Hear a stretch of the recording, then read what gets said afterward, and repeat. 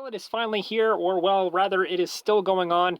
The Modern Warfare beta is finally upon us, and with it comes all kinds of new things to discuss and what my opinions and thoughts are on this beta. Now, like I said, it's still going on. It's like the second or third day for the beta, and I have some things to say about it, including things about the minimap. Of course, as everyone has had issues and discussions and opinions on the minimap and stuff like that. But today, I gotta say that I recorded this already, and literally an hour later they added a mini-map. However, the mini-map doesn't work the way it has in any other previous Call of Duty, and I think that's very interesting and a little bit, it makes me curious, because one of my main gripes with the mini-map not being there is that you couldn't tell where all the gunfire was coming from, and that was kind of one of the things that I one of the main reasons I wanted the minimap. But another reason why is because I wanted to know if I am able to go to certain locations. Am I going to throw this grenade off the map? So I did throw equipment off the map a few times and put equipment in really questionable places, but that's because I didn't know the maps that well. Of course, you do get to learn the maps a little bit after you play play the map a few times, so then that's fine. So the minimap not being there makes it hard to tell where gunfire comes from. So they have the compass thing at the top, which I honestly do not like at all. I honestly hate it, to be honest. If I'm gonna be completely honest with you guys, I don't like it. The red little diamonds show up when someone's shooting on this compass thing, so you can kind of look around and then maybe see it. But see, here's the thing that doesn't work for that is if you're in the middle of a fight, or if you don't expect it coming, if you're going down the street as I did, and my teammate gets mowed down in front of me, I don't know what side it's coming from. Is it coming from the left, behind me, in front of me, on the right? I don't know. And this compass, it's not very accurate because you actually have to rotate to see where it's coming from. If it's coming from the right side, I have to move my whole character over to the right side, and then I can see, on the compass, oh yes, there's a red dot up there. But by the time I've rotated over to the right and figured out that they're on that side, I'm mowed down too, and I'm gonna die. So the compass, I don't really like it. And this kind of goes back into the fact that they added a mini-map now. They added a mini-map, but it doesn't really work the way any Call of Duty has ever worked before. It's not like a Fog of War thing, which I would rather have that. But essentially, it's a normal mini-map. It shows the entire map on there. Well, maybe not necessarily the entire map. It shows the map, your general area around the map, and your teammates. And that's it. It doesn't show enemies even when they're shooting, which I think is a mistake. I like that the minimap is there to kind of like, oh yeah, so I know I can't go up there, or I know I can't go over there, or don't throw this over there, that sort of thing. But it almost defeats the purpose of even having it if it's not going to tell me where the enemies are that are shooting, which is crazy. And I actually just got finished with a match where there was this guy with a mic, and he kept complaining, where is everyone at? Oh, where'd that come from? that sort of thing. He kept complaining about that over and over again because it just kept happening. It's hard to find people when, you can't see where the gunfire is coming from and stuff like that. So again, this kind of goes back to my original point from the original video that I recorded, which you didn't get to hear because, I had to re-record everything. But essentially, my point was, because there's no way to tell where the enemies are, or at least no good way to tell where they are, because, the compass is still there and they kind of tell you where they go, but it's kind of a pain in the butt to kind of constantly be looking and turning your character around in circles and stuff, when it's so much easier to just have, if someone's shooting, you see on your minimap, oh, they're from that way, they're this direction, or they're there, or they're that, or whatever. So what that does is it creates a situation where you almost always have to have a UAV and a rocket launcher. You have to have a class with these. Every single class has to have a UAV, and every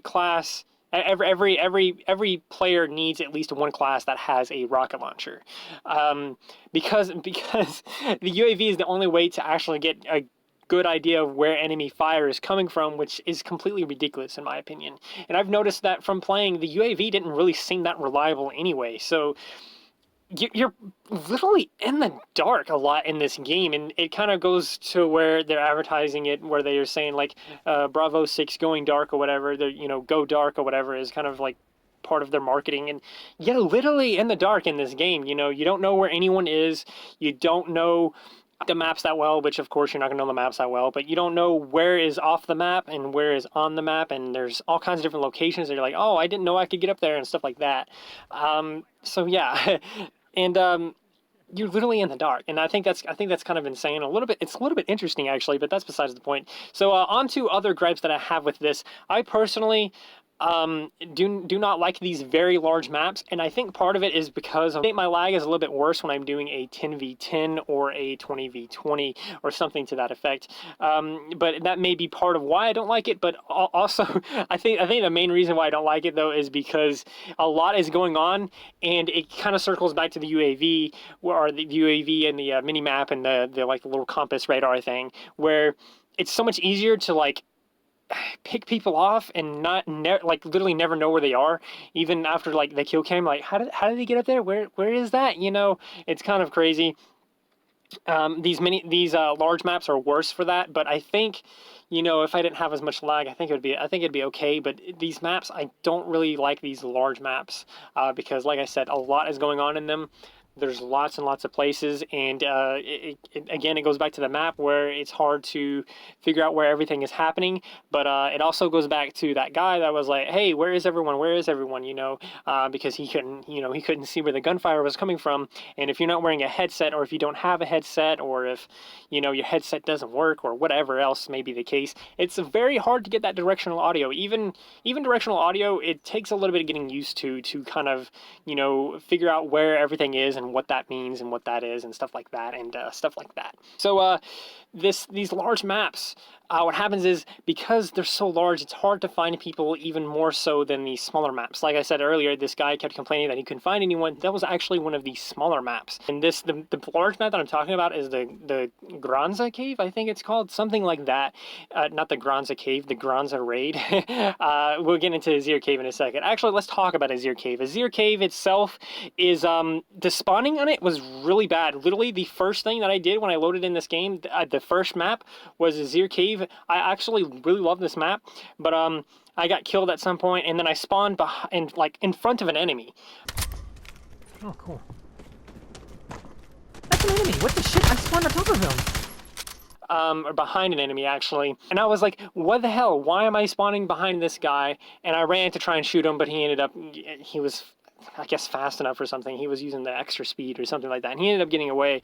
But I ended up dying a little bit later, and I'm spawning in the same spot as I did earlier, and this time I'm spawned in front of an enemy, and they end up killing me and spawn trapping me. So I reversed spawn trapped someone, and then someone spawn trapped me. So the spawns didn't really quite work on Azir Cave. I never had that issue again, but actually just now when I finished playing, I did have a little bit of spawning issue where it seemed like, I was spawning in a place where the enemy was like literally right there, basically waiting for me. So the spawns, I don't know what it is, but they're very inconsistent. It seems like they have the specific spawn points, like, okay, this is a spawn point, this is a spawn point. They have locations that are spawn points, but they don't really, it doesn't seem like they have much logic on whether or not you're allowed to spawn there.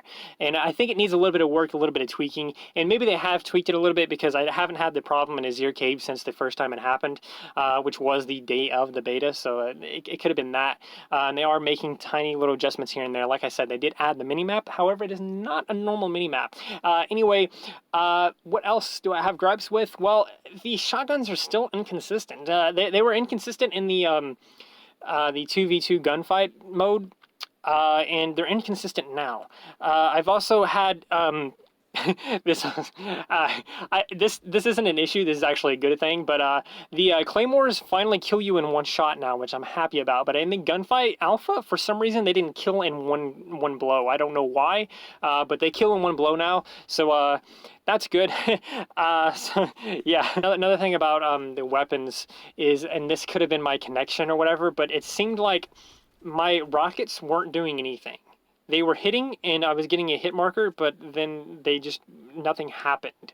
They didn't take damage, and they would kill me immediately after I hit them, and then, you get to see the kill cam, and it doesn't actually do any damage to them, and it shows that I never fired, so I'm pretty sure that's a connection issue, so we're going to skip right over that. Overall, I think the best bet for this game is to play a lot slower, and I've actually heard other people say this, but it seems like you almost have to adopt a Battle Royale type strategy for this game, where you play very conservatively. You can't really rush anyone unless you know it's like, unless it's the perfect time, really, you know, it's hard to do the same plays as you could in previous Call of Duties. And I think that's going to be fine. I think it's going to be easy enough to kind of adopt into this new play style, unless you're very used to over the top, super rush all the time, chicken with your head cut off, arena style Call of Duty. Now it's still Call of Duty. It still feels great. But one more thing that I want to mention here is the contextual leaning. I haven't seen any players use it. I've seen one player use it one time, and that's it. Out of like the several hours that I've played it, I think I've finally reached like level 9 in the quarter. I'm like 25% away from getting like level 10, so I've been playing a little bit. But in that time, I've seen like one person use contextual leaning, and I don't know, it seems like the contextual leaning is really good, but I don't know, every time I've used it, I've died. Pretty much every time I've used it, I've died, and it doesn't seem like any of the other players are using it. Now, in the Gunfight Alpha, it was different. People were using it a lot for some reason, but, or maybe that was just me. But yeah, the contextual leaning, is it really going to be good in this game? I don't really know, but, yeah, that's pretty much all I have for the video here. Just to reiterate some points here, I think the rocket launcher and the UAV is a crutch. I think that's something that every single player is going to have on their classes, which is not good. It's not a good thing. You shouldn't have to have those things, but because the UAV is one of basically the most powerful score streak now, everyone is going to have a rocket launcher equipped on at least one of their classes to shoot this thing down. Now, actually, to the classes here, I did forget to mention that you can switch and edit your classes mid-game, which is very interesting. I haven't really got out to play with it too much because, you know, I really didn't unlock that many attachments for my weapon, but I did play around with the you know, swapping classes mid-match, and it seems like, you know, when you spawn in, you can run around for a couple minutes, and if you haven't died, you can still switch mid-match to a different class. Like if I'm running around with a shotgun and then I decide, oh, I want a sniper, like 40 seconds or a few minutes after I've spawned in, I can do that. It let me do that. However, when I wanted to switch back, I could not switch back again until I died. So I think what it does is it allows you to swap class one time, and I think it'll let you edit your class at least once each during between respawns, basically. And I think that's a fair way to do it if they are going to do this whole, you know, customize your classes mid-game and stuff like that. So yeah, that's pretty much it. Like I said, play this when you're playing this game, play a lot more conservative. Don't try and rush too much like you did in the alpha. Don't really treat this like you're playing the last Call of Duty. Treat it like you're playing a very tactical game, because it is a little bit more tactical. Now, there are some crazy stuff you can do. I have had some issues with campers, but it seems like for the most part, people aren't camping that much anymore. For the first part of the beta, they were. So I'm assuming that's going to get worse when the actual full game comes out. But yeah, watch out for the campers, and don't forget to like, subscribe, share, do those wonderful things, because when you do those wonderful things, you get access to wonderful content such as this. But that's not all you get. That's not all you get. You also get to become wonderful, and I think we all want that. So yeah, until next time, stay wonderful. What the fuck? Who's fucking punching? Oh yeah, I kept punching because it was lagging, and he was standing right in front of me on my screen. Like I was actually landing my punches because of the lag.